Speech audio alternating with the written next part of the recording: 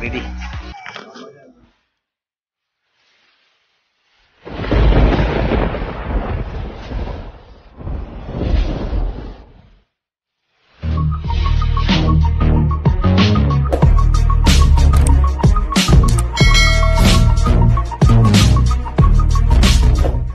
So ayan, dito na tayo sa Makati.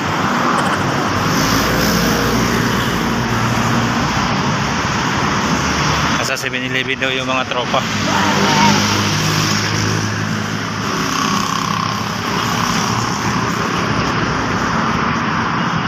Lalakad tayo papunta ang 7-Eleven kasi malapit doon yung Duli. Nag-parking lang muna ako doon sa ano, sa may ayun, Petro na tayo, Geltex. Galing mo na natin ah. Hindi ko na ba? Ito yata yun, Duli Libor, ayan na.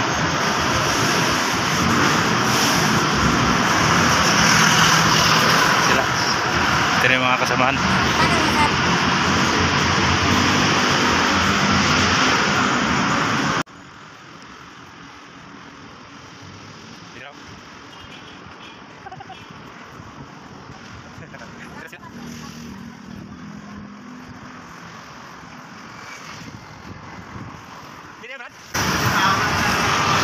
Dito yun? Dito yun? Sa kabila? Oh, shout out ka muna. Ayan mga kasamahan ko. Ito yung veterano doon sa Cavite na gwardiya. Yan. Gago! Yan yung mga veterano sa Cavite. Wala pa yung iba. Tabay muna kami dito. Maya ulit, balitaan namin kayo. Sa 7-Eleven. Magantay pa kami ng mga kasama namin.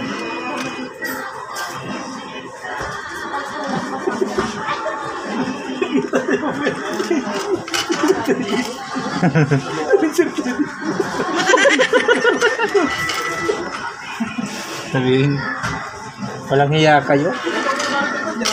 Nakailang balik ko kasi doon, hindi ako, walang, ano eh. Dapat hindi na makarating dito. Ha? Hindi, walang ano yan. Yung nabaro na yan. Ayun, naka ano. Yung Facebook ng nabaro nag-ahaya.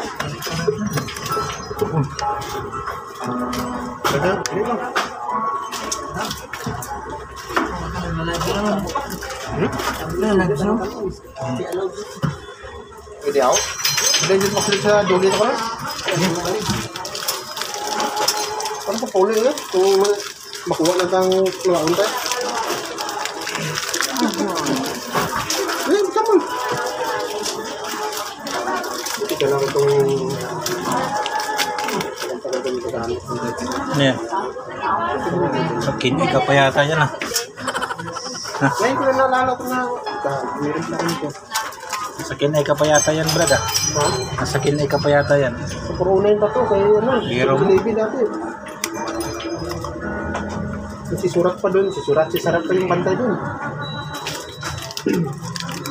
Pumasok kami dito para magpalamig lang.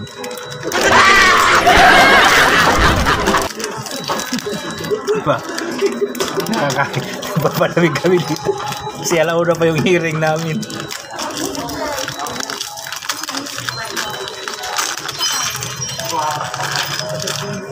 No. Magaling ang tsamba mo, malakas eh. Oh,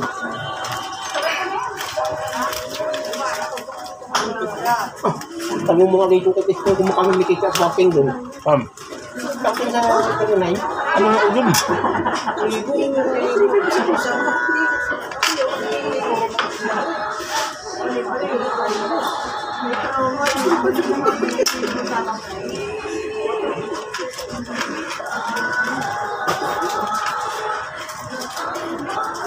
Yung wave ko nga doon na motor, putang na, hindi natutuyuan ng gasolina eh.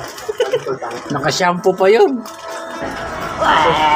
Pag may tanggamin sa gabi, umiikot, umiinom kami dito sa lugar din. Saan yun boy? Naggabi tayo boy na nagmotor lang tayo. Doon sa may kabila. Nagsarado ba yun? Di ba kasi ano yun eh, kapatid ni Gary Estrada yung ano, Gary Estrada mismo yung may-ari. kapatid lang ni Gary Estrada. Yung kay Gary Estrada yung ano, yung laundry. Yung laundry. Sila ni ano, yung artista si Gerald ERC2. Yun. Si Gary dun. Ni Sarap kay Gary doon talaga yun. Hindi. Yung kay Gary, yung laundry lang. Pero yung ano, 7-Eleven, sa kapatid yun ni Gary. Gunggong! Barinig kita sa mukha!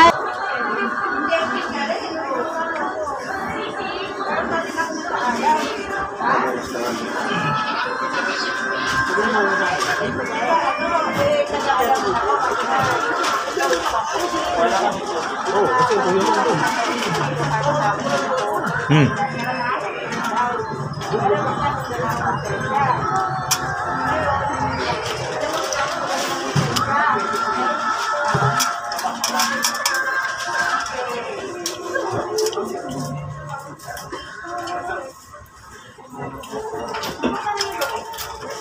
Ba't di ba sa plano ito mga saan? Yan? Sabi mo wala ka.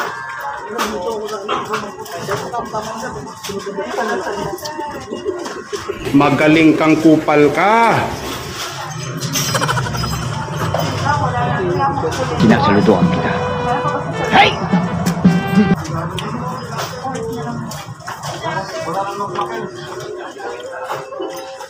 Hey!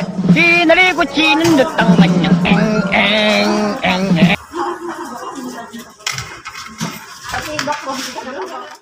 So what's up? Nandito na kami sa loob. Maya-maya makikita na yung ano, kung ano talaga ang katotohanan. Ayan yung official namin doon sa Cavite. Yan. Wow! Laging may dalang tari yan. Ito, kaya nakadilaw na yan. Palaging may MP lights na dala yan. Lakas ng loob magdo.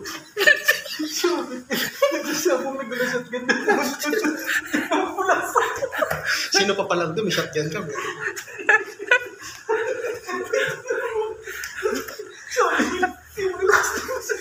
Sabihin ng iba din. Puta, may pusta yan. Kahit matalo tayo, ako na. Magre-reklamo ako, may shotgun yung nagdala. Sabi ko sa kanila, Bet, kunin mo yung tubig. Sabi ko, kunin mo yung